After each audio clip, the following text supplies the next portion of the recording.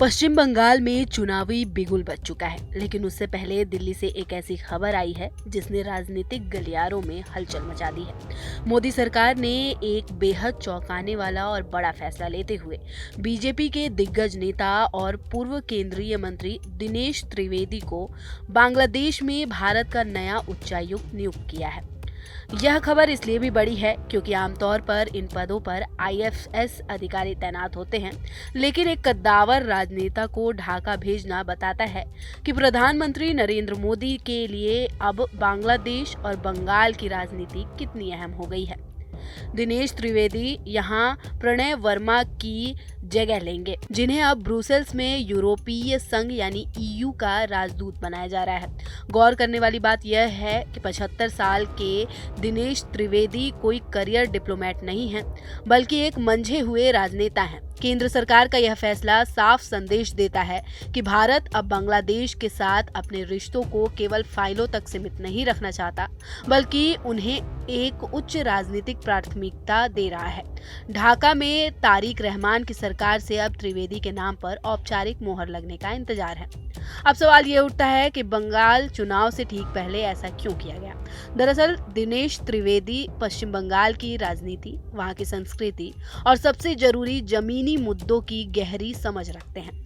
बांग्लादेश के साथ सीमा विवाद, घुसपैठ और तिस्ता जल बंटवारे जैसे कई ऐसे मुद्दे हैं जो बंगाल चुनाव में बड़ा प्रभाव डालते हैं। त्रिवेदी की नियुक्ति से केंद्र सरकार इन मुद्दों पर बांग्लादेश के साथ एक पॉलिटिकल ब्रिज बनाना चाहती है, ताकि बंगाल के वोटर्स को एक ठोस संदेश दिया जा सके। बीजेपी के सह प्रभारी अमित मालवीय ने भी उन्हें बधाई देकर इस नियुक्ति के महत्व को साफ कर दिया है। दिनेश त्रिवेदी का राजनीतिक सफर काफी दिलचस्प रहा है। वे कभी ममता बनर्जी के सबसे करीबी सहयोगी में से एक थे और यूपीए सरकार में रेल मंत्री भी रहे, लेकिन साल 2021 के बंगाल चुनाव से ठीक पहले उन्होंने दम घुटने की बात कहकर तृणमूल कांग्रेस छोड़ दी थी और बीजेपी का दामन थाम लिया था। अब मोदी सरकार ने उनके अनुभव और बंगाली अस्मिता की समझ का उपयोग अंतर्राष्ट्रीय स्तर पर करने का फैसला किया है। कुल मिलाकर देखें तो दिनेश त्रिवेदी को ढाका भेजना मोदी सरकार की एक सोची समझी रणनीति है। एक तरफ जहां वे बांग्लादेश के साथ भारत के रिश्तों को नई ऊंचाइयों पर ले जाएंगे, तो वहीं दूसरी तरफ उनकी इस भूमिका का असर बंगाल चुनाव के नतीजों पर भी पड़ सकता है। क्या एक अनुभवी राजनेता के तौर पर त्रिवेदी उन समस्याओं का समाधान निकाल पाएंगे जो दशकों से अटकी हुई है? यह देखना वाकई दिलचस्प होगा। फिलहाल इस वीडियो में मेरे यानी नगमा इरम के साथ इतना ही।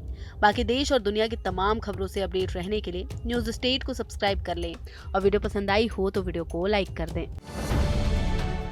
अब से डीडी फ्री डिश की चैनल नंबर 57 पर देखिए न्यूज नेशन।